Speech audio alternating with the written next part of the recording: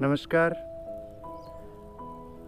हमने पहले वीडियो में देखा था श्रीमद् भगवद गीता का परिचय। आज गीता व उपनिषदों में योग के सिद्धांत, इसमें यूनिट नंबर 2, इस पर हम चर्चा करेंगे। सबसे पहले हम आगे बढ़ते हैं। जो हमारे सामने अनुक्रम है, अनुक्रम में जो हम देख पा रहे हैं, पहला बिंदु हमारा रहेगा गीता एक यौगिक ग्रंथ के रूप में। दूसरा बिंदु हमारे सामने है गीता का दार्शनिक आधार, जिसमें श्रीमद् भगवद गीता का दर्शन क्या कहता है, इस विषय पर आएगा। यानी गीता की दृष्टि क्या है, स्वयं भगवान की दृष्टि क्या है संसार के प्रश्न पूछने पर। ऐसी सारी बातों पर इसमें बात होगी, जिनमें मुख्य बातें आती हैं जो सृष्टि का आधार होती है। उन सब बातों पर चर्चा होती है, जिसमें आत्मा है, स्वयं सृष्टि है, ईश्वर है और मोक्ष है। अगले ही बिंदु में हमें जो चर्चा करने का विषय आएगा वो आएगा गीता के विभिन्न भाष्यों का सामान्य परिचय। बहुत सारे भाष्य हुए हैं श्रीमद् भगवद गीता पर, जिनमें खासकर जो हमारे सिलेबस में लिए गए हैं उसमें शंकर भाष्य, रामानुज भाष्य, ज्ञानेश्वरी गीता और गीता रहस्य। इसी प्रकार अनुक्रम की दृष्टि से बिंदु नंबर 1 को हम ध्यान में रखते हुए आगे बढ़ते हैं। पहला बिंदु हमारा है, जो कि सामने नज़र आ रहा है आपको, गीता एक यौगिक ग्रंथ के रूप में। सबसे पहला इस विषय पर जो चिंतन होना है वो समीक्षक चिंतन होना है। समीक्षक चिंतन यानी एक यौगिक ग्रंथ के रूप में बताना है तो हमें उसको पूर्ण रूप से समझने का प्रयास करना पड़ेगा। एक्चुअली ग्रंथ क्या कहता है, इन सब बातों को ध्यान में रखते हुए सबसे पहली बात हमारे सामने आती है, परंपरागत जितने भी ग्रंथ हुए हैं वे सारे हमें किसी खास प्रकार के विषय की ओर संकेत करते हैं। परंपरागत ग्रंथों में वे सारे ग्रंथ आते हैं जो हमें ईश्वरीय तत्व के बारे में और सृष्टि के रहस्यों के गुच्छे को सुलझाते हैं। जो हमारे अंदर सृष्टि को लेकर प्रश्न होते हैं उन प्रश्नों का समाधान करते हैं। परंपरागत ग्रंथ, उनमें जो मुख्य विषय आता है वो आता है मनोजिज्ञासा या मनोव्याधि। मनोजिज्ञासा मतलब यह होता है कि किसी भी साधक में या किसी भी मनुष्य के अंदर सृष्टि को लेकर, आत्मा को लेकर, ईश्वर को लेकर, स्वयं को लेकर कोई चिंतन खड़ा हुआ और जिज्ञासा उत्पन्न हुई।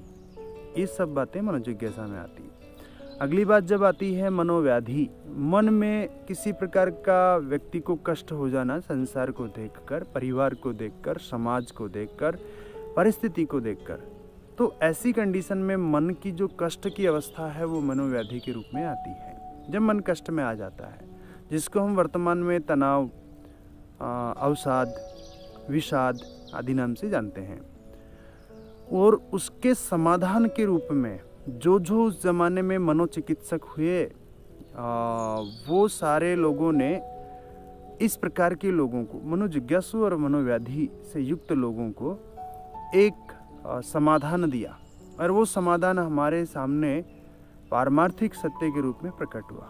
और जब प्रकट हुआ तो वही सत्य, वही जो हमारे सामने आया ग्रंथों के रूप में, तो वो सारा आगम ग्रंथों के रूप में आया। जो सृष्टि के आरंभ के कालखंड में भी वैसा ही था, जैसा उस समय था आज भी उसी प्रकार प्रमाणित होता है। आज के समय में उतना ही प्रासंगिक है और आने वाले समय में भी उतना ही प्रासंगिक होगा। हम आगे बढ़ते हैं तो समझ में आता है कि जितने सारे ग्रंथों को लेकर ये सारी बातें हुई हैं, तो इसमें मुख्य रूप से कौन से ग्रंथ आते हैं ऐसा हम देखते हैं। तो ऐसी कंडीशन में मनोजिज्ञासा को लेकर जो ग्रंथ आते हैं वो उपनिषद आते हैं। 18 प्रकार की स्मृतियाँ आती है। भारतीय दर्शन जितने हैं वो सारे उसमें आते हैं। विभिन्न प्रकार की गीताएं, यानी यहाँ विभिन्न प्रकार की गीता से तात्पर्य है कि केवल भगवद गीता नहीं है। यहाँ विभिन्न प्रकार की गीताओं से तात्पर्य है कि लगभग 20-25 गीता प्रचलन में आती है। 18 प्रकार की गीताओं का नाम आता है। भगवद गीता के अलावा व्यास गीता, गणेश गीता, वशिष्ठ गीता, अष्टावक्र गीता, ऐसी प्रमुख, राम गीता, गुरु गीता, ऐसी बहुत सारी गीता चलती हैं। तो वे सारी गीता भी इसी कारण हमारे सामने आई और योग वशिष्ठ महारामायण इत्यादि ग्रंथ हमारे सामने हैं। इसी के साथ साथ स्वयं योग दर्शन भी चतुर्व्यूहवाद से इसी ओर संकेत करता है। चतुर्व्यूहवाद से तात्पर्य है यानी हे हेतु हान हानोपाय, ये सारी बातें वे साधन पाद में बताते हैं और उसी के आधार पे पूरा ग्रंथ अपने आप को डिस्क्राइब करता और बताता है। वो कहता है कि संसार दुखमय है, इसका कारण क्या है, तो संयोग है, अज्ञान की वजह से संयोग हुआ प्रकृति पुरुष का। और उसके बाद में वो कहते हैं कि अब करना क्या है, अल्टीमेटली गोल क्या है, तो मुक्ति है। बोले उसका उपाय क्या है, तो पूरा अष्टांग योग, क्रिया योग, अभ्यास वैराग्य, ये सारी बातें इसमें आती है। इसी कारण भगवत गीता की पृष्ठभूमि इसी प्रकार की होने के कारण यह भी एक योगिक ग्रंथ है, क्योंकि इसकी पृष्ठभूमि में सारी उसी प्रकार की बातें आई हैं। वे संसार के बारे में अपनी संकल्पना स्पष्ट करते हैं, अपनी सारी बातें स्पष्ट करते हैं। जब हम आगे की ओर बढ़ते हैं, समीक्षक चिंतन हमारे सामने एक प्रकार से हुआ। अगली ही दृष्टि में हम देखते हैं तो गीता के 18 अध्याय योग को प्राप्त होने के 18 मार्ग बताते हैं। प्रत्येक अध्याय अपने अंत में पूरे एक मार्ग को बताते हुए कंप्लीट करता है। एक अध्याय अपने आप में पूर्ण है। खासकर कई प्रकार के साधक और बड़े सिद्ध लोग ये भी कहते हैं कि गीता के श्लोक भी जब हम पढ़ना शुरू करते हैं तो एक श्लोक ही अपनी गहराई से आपको पूर्णता तक ले जाता है। ऐसी बातें भी आते हैं। दूसरा है, प्रति अध्याय के अंत में मंत्र पुष्पिका भी इसी ओर संकेत करती है। बहुत महत्वपूर्ण है। भगवत गीता एक योगिक ग्रंथ कैसे है, इस बात की पुष्टि यहाँ बड़े स्पष्ट रूप से होती है। क्योंकि जब हम जैसे मंत्र पुष्पिका पढ़ते हैं, ओम तत्सत इति श्रीमद् भगवद गीतासु उपनिषत्सु ब्रह्म विद्यायाम, इसके जस्ट बाद में योग शास्त्र है। प्रति अध्याय के अंत में ये मंत्र पुष्पिका आती है और ये लाइन, दो जो लाइन है, ये प्रमुखता आती है। और उसके बाद में श्री कृष्ण अर्जुन संवादे, फिर जिस अध्याय का नाम है जैसे विषाद योगो नाम प्रथमोध्याय, ऐसे 18 अध्याय के नाम आते हैं। तो इस प्रकार पुष्टि होती है कि योग ग्रंथ कैसे है, यौगिक ग्रंथ कैसे है, तो ये मंत्र पुष्पिका भी इस बात को सिद्ध करती है। इसी प्रकार हम आगे बढ़ते हैं। आगे हमने जो देखा है, यानी पूर्वोक्त तथ्यों से स्पष्ट हुआ कि योग विद्या ही ब्रह्म विद्या है, जिसे हम मंत्र पुष्पिका द्वारा समझ सकते हैं। हम थोड़ा इसको डिस्क्राइब करेंगे और थोड़ा विस्तार से समझने का प्रयास करेंगे तो हमें और स्पष्ट होगा। मंत्र पुष्पिका में पहली जो बात बताई गई थी कि जो ब्रह्म विद्या है, जो उपनिषदों का सार है, वही योग शास्त्र है, वही योग की बातें हैं। तो यानी ब्रह्म विद्या यानी सृष्टि की सारी रहस्य वो योग विद्या ही हुई। तो इसका पहला जो पद है उसमें ओम शब्द जो आया है वह इस बात की पुष्टि भलीभांति रूप से करता है। कैसे करता है, इसका वर्णन स्वयं श्रीमद् भगवद गीता के 17वें अध्याय के 23वें श्लोक में है। हम देखें तो 4 जो महावाक्य हैं वेदों के, वे इस बात की ओर संकेत करते हैं। उसमें पहला महावाक्य है तत्त्वमसि। वो कहते हैं कि वह तुम हो, वह यानी जिस ओर हम संकेत करते हैं। हम किसी भी प्रकार से द्वितीय चीज़ पर संकेत करते हैं तो वह में जो भी कुछ हमें दिखाई दे रहा है वह ईश्वरीय है, उसके अलावा और कोई नहीं है। इस चराचर जगत में जहाँ हम द्वितीय दृष्टि से, द्वैत की दृष्टि से दूसरे तत्व पर संकेत करते हैं, नहीं हमारे को छोड़कर, तो वह ईश्वर की ओर ही संकेत कर रहे हैं। तो वो सिद्ध करता है इस बात को, ओम स्वयं सिद्ध कर रहा है 17वें अध्याय के 23वें श्लोक में। जैसे हम आगे बढ़ते हैं, अहम ब्रह्मास्मि, तो वो कहता है कि उसके साथ अहम ब्रह्मास्मि, मैं भी ब्रह्म हूँ। तो वो कहता है वो तो है ही, लेकिन मैं भी हूँ। फिर कहते हैं प्रज्ञानम ब्रह्म, वो कहते हैं कि परम ज्ञानी ही ब्रह्म है। जब आपको ये सारी चीज़ों का मालूम चल जाए कि सारी सृष्टि में एक्चुअल में मूल क्या है, तो फिर आपको समझ में आता है कि आप ब्रह्म हो। अयम आत्मा ब्रह्म, यह आत्मा ही ब्रह्म है। यानी हर दृष्टि से वो कह रहा है कि मेरे से परे कुछ भी नहीं है। ओमकार इस प्रकार कह रहा है। ओमकार को ही थोड़ा सा और आगे समझते हुए हम चलते हैं तो समझ में आता है कि ओम परमात्मा का मूल नाम है। यह भी 17वें अध्याय के 23वें श्लोक के अंदर ही कुछ पदों में इसका वर्णन है। उसमें जो वर्णन आता है अकार, उकार और मकार, इन चीज़ों को वो थोड़ा डिफाइन करते हैं। वो डिफाइन जो करते हैं सृष्टि, स्थिति, लय तीनों रूपों में करते हैं। ओमकार का पहला पार्ट अकार, इसमें इसका कार्य क्या है? तो सृष्टि करना, यानी सृजन करना। और सृजन करना गीता में किस प्रकार बताया है? तो परमात्मा का, परमेष्ठी का, परम तत्व का, ओम स्वयं पर ब्रह्म का मुख का खुलना ही सृष्टि हो जाना है। और वो कहते हैं कि जब सृष्टि हो गई तो इस सृष्टि का विस्तार कैसे करना है, इसका एक के बाद एक कैसे चलना है, क्रम कैसे चलना है। तो इस क्रम की जिम्मेदारी भी ओमकार स्वयं लेता है। बोले मैं उकार के रूप में इसकी जिम्मेदारी लेता हूँ और मैं इसका पालन भी करता हूँ। ऐसी स्थिति में मैं सृष्टि को स्टेबल करता हूँ, यानी उसको विस्तार भी देता हूँ। अंतिम में वो कहते हैं कि मैं मकार भी हूँ, मेरा अंतिम स्वरूप मकार है, मेरा लास्ट स्वरूप मकार है। मकार में क्या होता है? बोले सृष्टि का लय होता है। जो सृष्टि मैंने बनाई है, जो मेरा उद्देश्य था उसके कारण मैंने बनाई, तो उसका लय भी होता है। लय होना यानी क्या? स्वयं पर ब्रह्म परमेश्वर का मुख का बंद होना ही इसका लय होना है। तो हमें कुछ बातें बड़ी स्पष्ट हुई। जैसे ही हम आगे बढ़ते हैं तो ओमकार के बाद में वो कहते हैं ओम तत्सत इति। जब हम मंत्र पुस्तिका में पढ़ते हैं तो ये शब्द आते हैं। ओम तत्सत इति में जो तत् यानी परमात्मा सृष्टि से परे है, ये बात बड़ी स्पष्ट होती है। ये 17वें अध्याय का 24वां श्लोक कहता है। वो कहते हैं कि ये जो सृष्टि हमें दिखाई दे रही है, जो स्वप्नवत दिखाई देती है, कुछ समय कुछ और होता है और कुछ सालों बाद में, कुछ महीनों बाद में, दिनों बाद में, मिनटों बाद में और सेकंडों के बाद में परिवर्तन होते रहते हैं। तो ये परिवर्तन होने वाली चीज़ है, वो बोले ब्रह्म नहीं है, वो परमात्मा नहीं है। तो बोले क्या है? तो बोले वो परमात्मा सृष्टि से परे है, यानी इससे ऊपर है। आगे जो बात आ रही है सत को लेकर, ओम तत्, दो तो हमने समझा, अब सत को समझते हैं। ये मंत्र पुस्तिका के अंतिम की बातें हो रही है। सत का तात्पर्य यहाँ है कि जिससे अज्ञान नष्ट होता है। अज्ञान किससे नष्ट होगा? ब्रह्म ज्ञान से नष्ट होगा। ब्रह्म ज्ञान से ही ये सारी चीज़ें हमारी स्पष्ट होगी संसार को लेकर। ये भी वर्णन 17वें अध्याय के 25 और 26 में मिलेगा। आगे जब इस मंत्र पुस्तिका को देखते हैं ओम तत्सत इति, इसके बाद में आगे बढ़ते हैं तो यही श्रीमद् भगवद गीता, और श्रीमद् भगवद गीता जो है वो उपनिषदों का सार है। और उपनिषदों में जो बात आई है वो ब्रह्म विद्यायाम, यानी ब्रह्म विद्या की बात आई है। और यही ब्रह्म विद्या योग शास्त्र है जो भगवान श्री कृष्ण और अर्जुन के बीच जो संवाद हुआ उस रूप में हमारे सामने है। और इस प्रकार 18 अध्याय योग के मार्ग है। योग के विभिन्न मार्गों का आंशिक वर्णन भी भगवद गीता में मिलता है, जैसे अष्टांग योग, ध्यान योग, आत्म संयम योग, मन का निग्रह, बहुत सारी चीज़ें हमें भगवद गीता में मिलती है।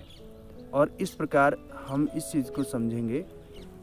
और जैसे ही हम देखते हैं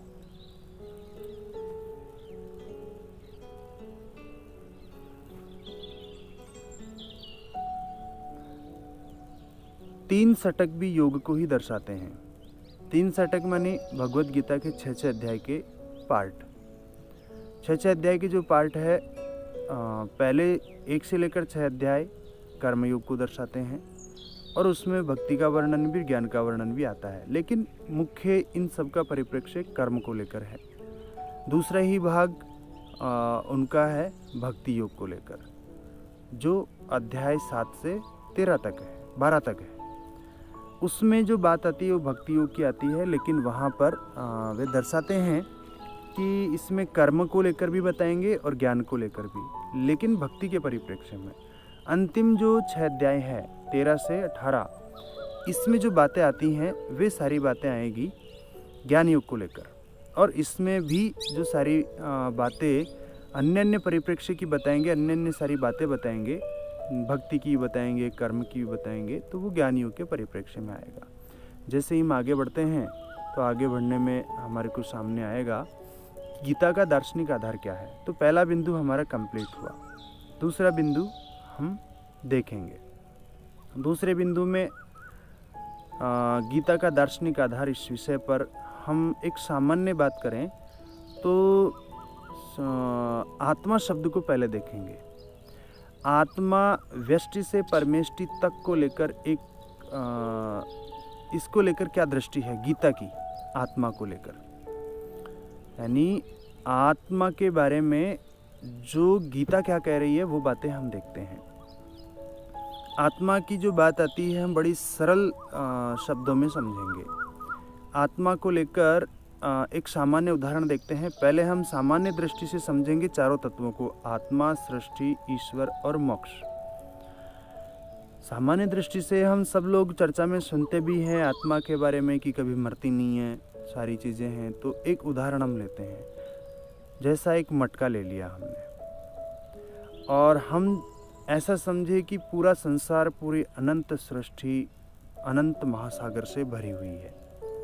जब महासागर से भरी हुई है तो इसमें एक पानी का मटका हमने भरा। पानी का मटका भरने के बाद में उस पानी के मटके को हमने उसी सागर में घुमा रहे हैं। तो पानी जो अंदर है मटके में और जो बाहर है दोनों एक ही है, कोई तो अंतर नहीं है।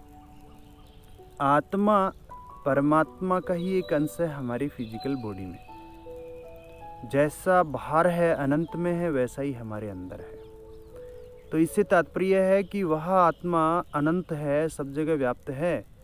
तो सारे प्राणियों के भीतर में जो मुख्य तत्व है ईश्वर का, परमात्मा का सांकेतिक नाम ही समस्त प्राणियों के भीतर आत्मा के रूप में विराजित होता है। ये हमने आत्मा को लेकर सामान्य दृष्टि से समझा।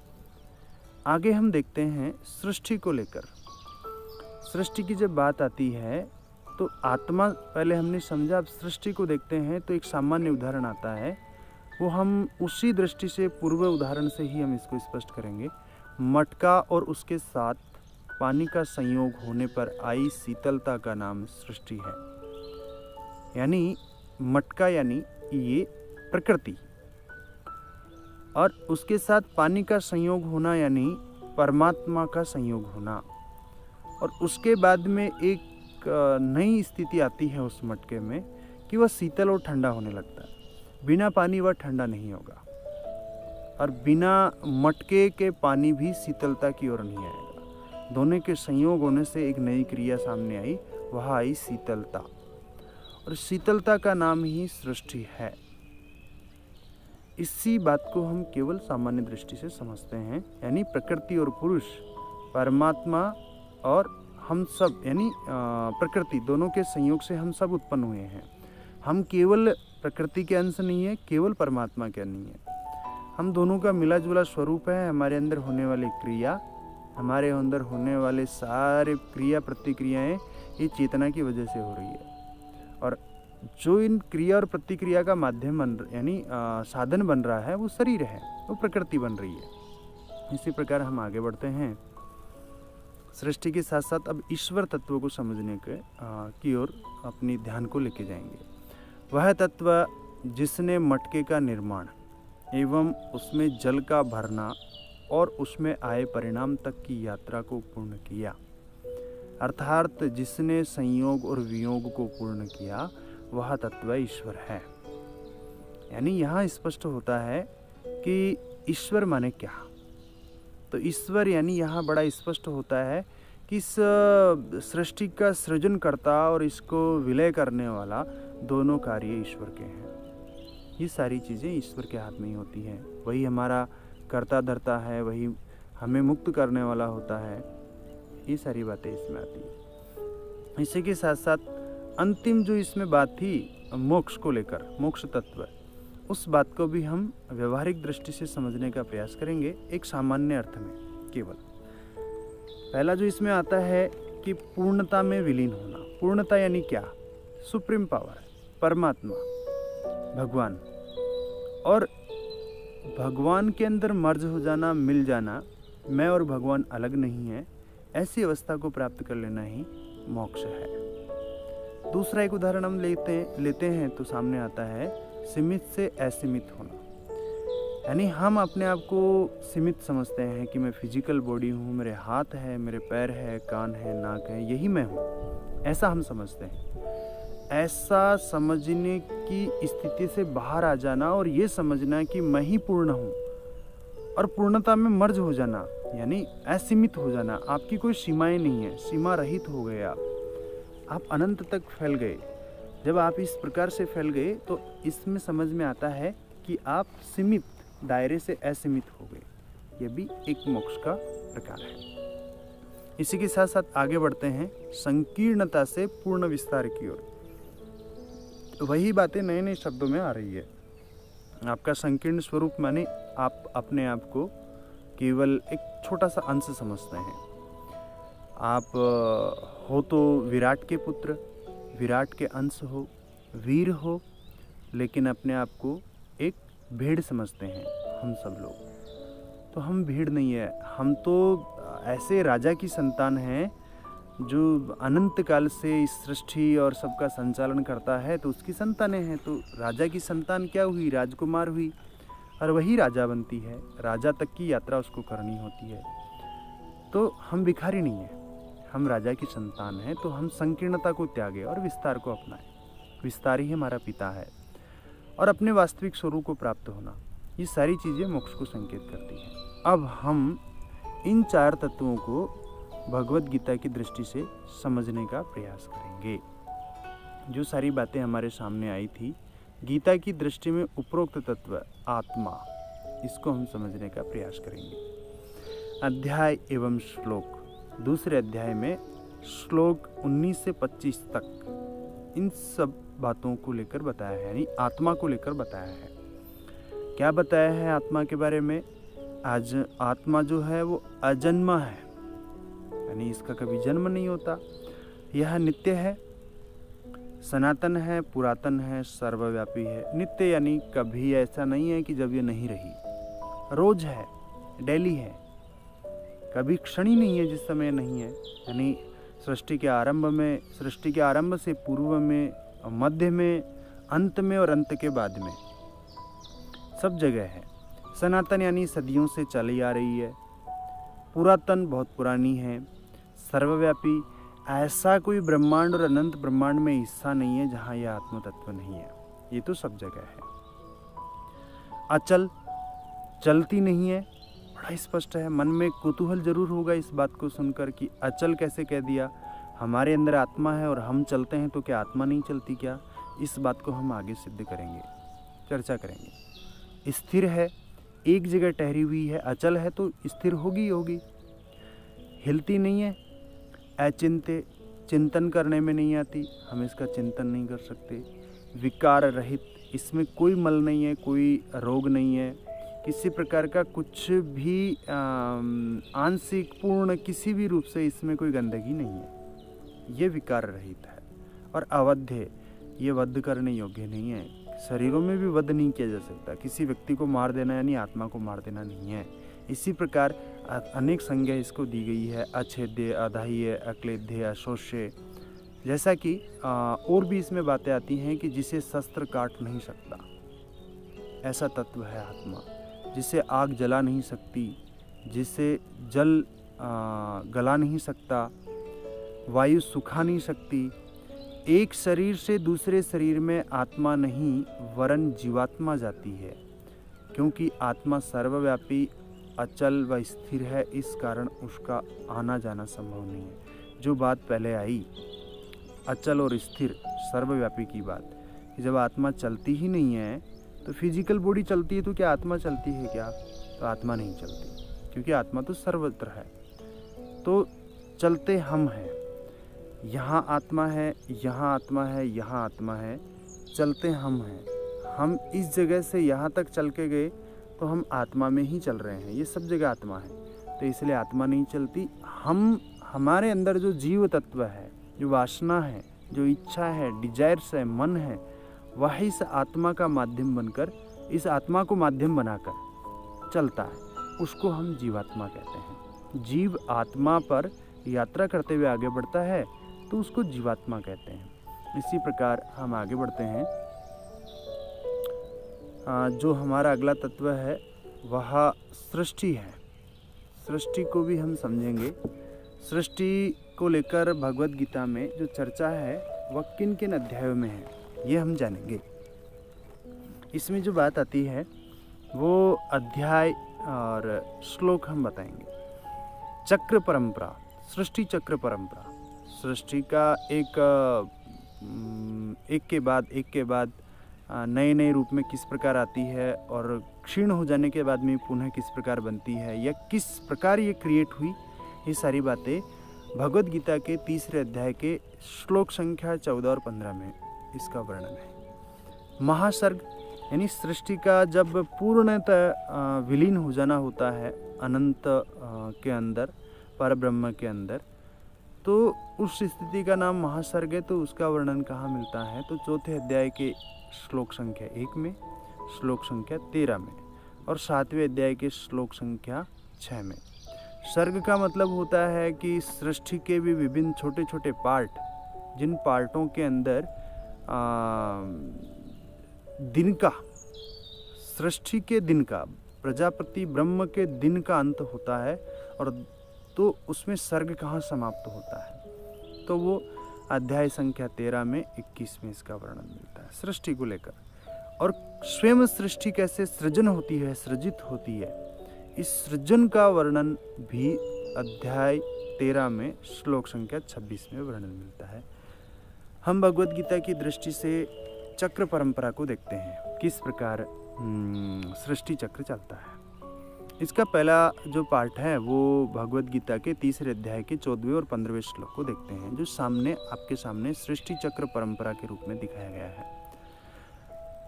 हम सबसे पहले हमारी दृष्टि के सामने आते हैं संसार के सारे प्राणी, कीट पतंगे से लेकर हाथी और ऊंट, विशालकाय जानवरों से लेकर मनुष्य, सब कुछ समस्त प्राणियों के अंतर्गत आ गए। पेड़ पौधे, स्थावर जंगम जो भी है, ये सब चीज़ें जो हैं वह किससे उत्पन्न हुई? तो भगवद गीता कहती है कि वह अन्न से उत्पन्न हुई। अन्न यानी क्या? स्त्री और पुरुष। यहाँ स्त्री पुरुष, ये फिजिकल बॉडी वाले स्त्री पुरुषों की बात नहीं हो रही, ये भी एक माध्यम है, लेकिन इनकी बात मुख्य रूप से नहीं हो रही। ये बात हो रही है स्त्री मानी प्रकृति और पुरुष मानी परमात्मा, इन दोनों से अन्न यानी ये समस्त प्राणियों की उत्पत्ति हुई है। अब स्त्री पुरुष जो है वो किससे सृजित होते रहते हैं, किससे वे बनते रहते हैं और किससे वे प्रकट रूप में आते हैं? तो वह है वृष्टि। वृष्टि यानी बरसात। बरसात के कारण, वर्षा के कारण इनको पोषण मिलता है। वर्षा किससे होती है, बरसात किससे होती है? तो उसके लिए यज्ञ से होती है। यज्ञ यानी वो हवन वाली केवल बात नहीं हो रही। यज्ञ मानी मेरे कर्मों का फल भी मैं इस प्रकृति को अर्पित करता हूँ। प्रतिदिन उठकर बहुत सारे लोग होते हैं जो इस सृष्टि को अपने द्वारा किए गए कर्मों का फल अर्पित करते हैं और कर्म अर्पित करते हैं।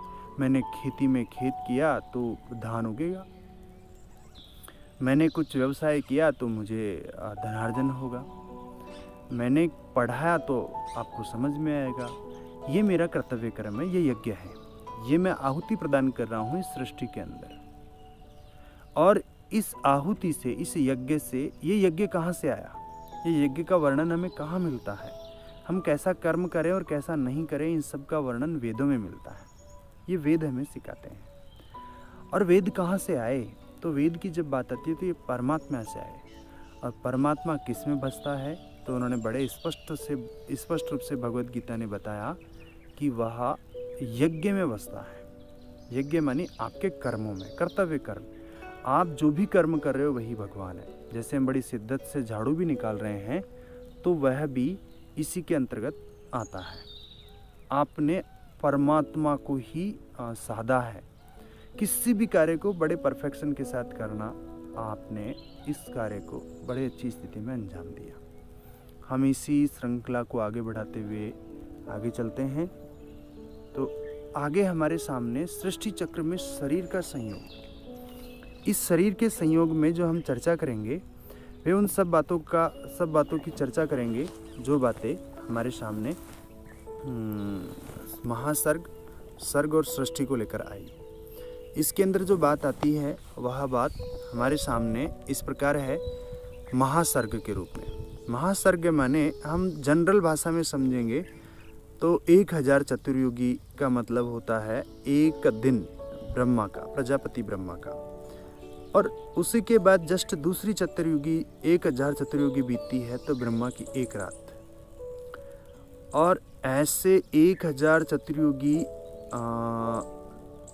का दिन और 1000 चतुर्युगी का एक रात, ऐसे ब्रह्मा के 100 वर्ष गुजर जाना महासर्ग होता है। एक ब्रह्मा की आयु पूर्ण हो जाना यानी महासर्ग हो गया।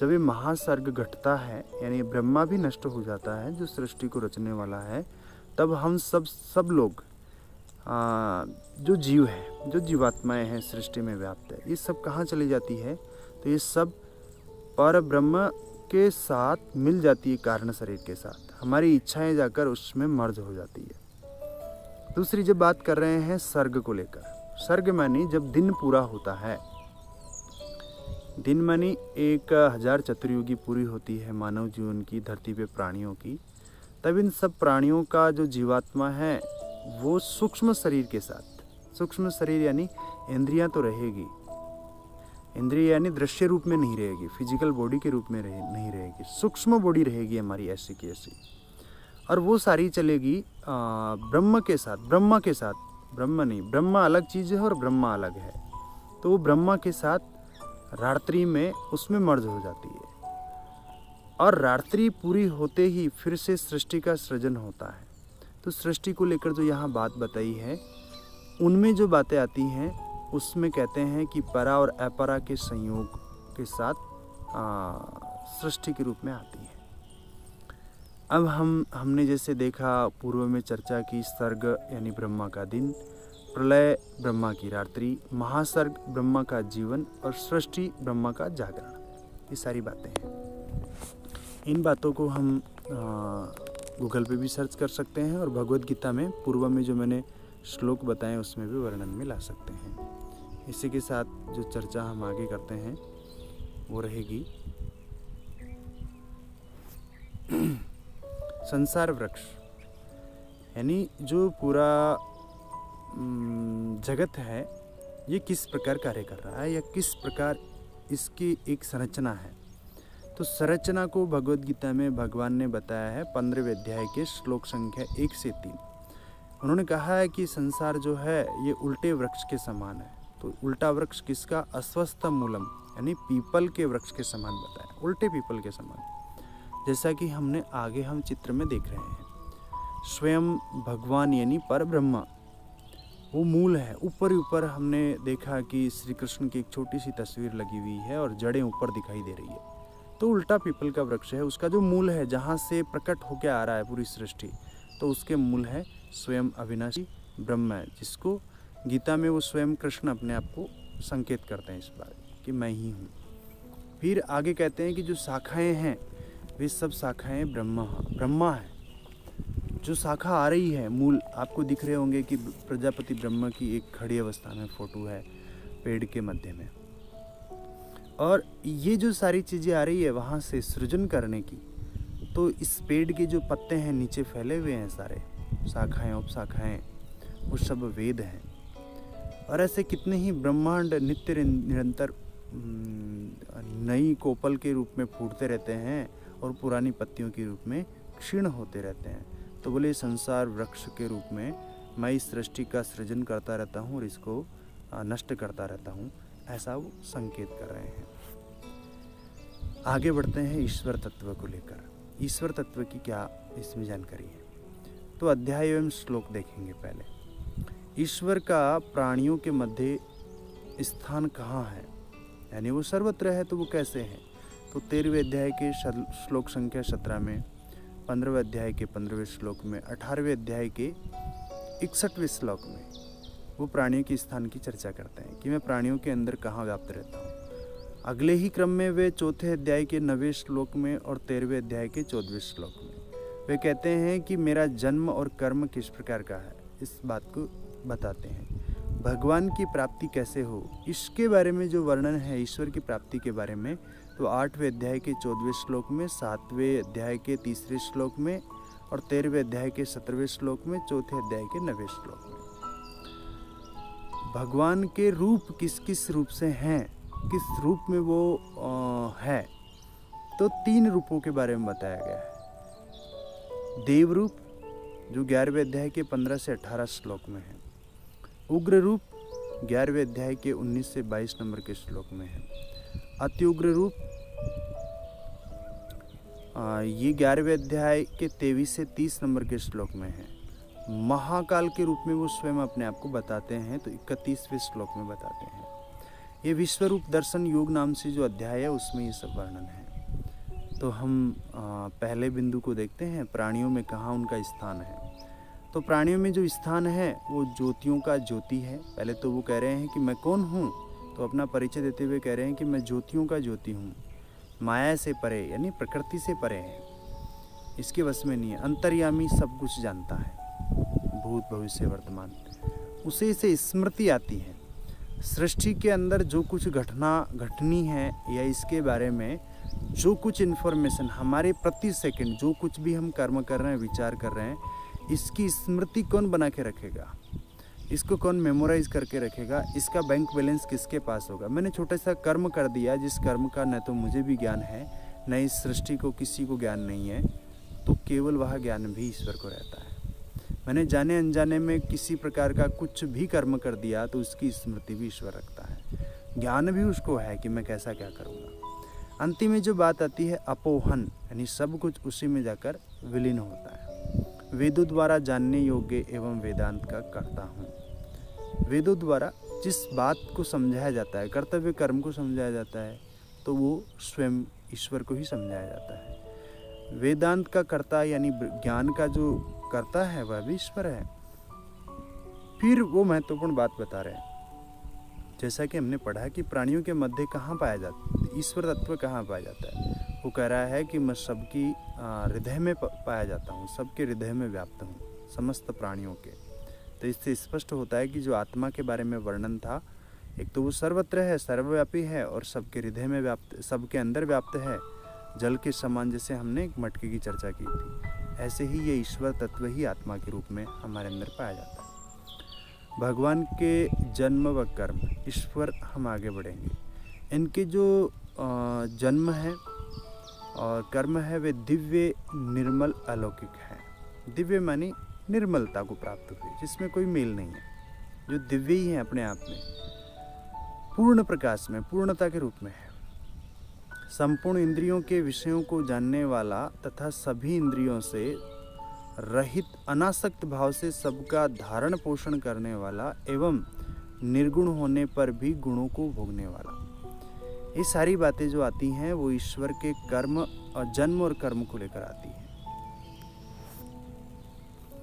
ईश्वर के स्वरूप को लेकर जो उसमें बिंदु था, उसमें 3 प्रकार के स्वरूप बताए गए थे, देव रूप, उग्र रूप और अति उग्र रूप। जहाँ देव रूप की बात आती है तो उसमें भगवान कहते हैं कि मैं संपूर्ण देवों, ब्रह्मा, महादेव, ऋषि और दिव्य सर्प, अनेक ये सब जो है इनके साथ में मैं अनेक भुजाओं वाला हूँ। मेरे बहुत सारे उदर हैं, पेट हैं, मेरे मुख भी अनेक हैं, मेरे नेत्र भी बहुत सारे हैं। इनसे युक्त अनंत रूपों वाला विश्वरूप अंत, मध्य व आदि से भी परे हूँ।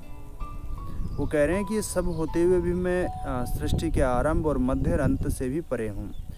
मुकुट, गदा, चक्र, सब ओर से प्रकाशमान तेज के पुंज, प्रज्वलित अग्नि और सूर्य सदृश ज्योति युक्त, कठिनता से देखे जाने योग्य तथा सब ओर से अप्रमेय स्वरूप वाला मैं हूँ।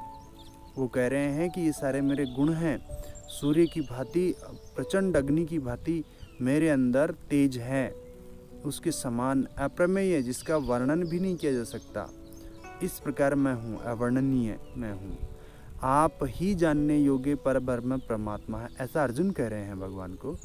इस जगत के आश्रय यानी इसको धारण करने वाले अनादि धर्म के रक्षक। अनादि धर्म के रक्षक का मतलब है जो ऐसा धर्म जो सृष्टि को एक आदर्श जीवन पद्धति देता हो। सृष्टि के संचालन में जो एक व्यवस्था बनाई गई है, उस व्यवस्था का नाम है अनादि धर्म।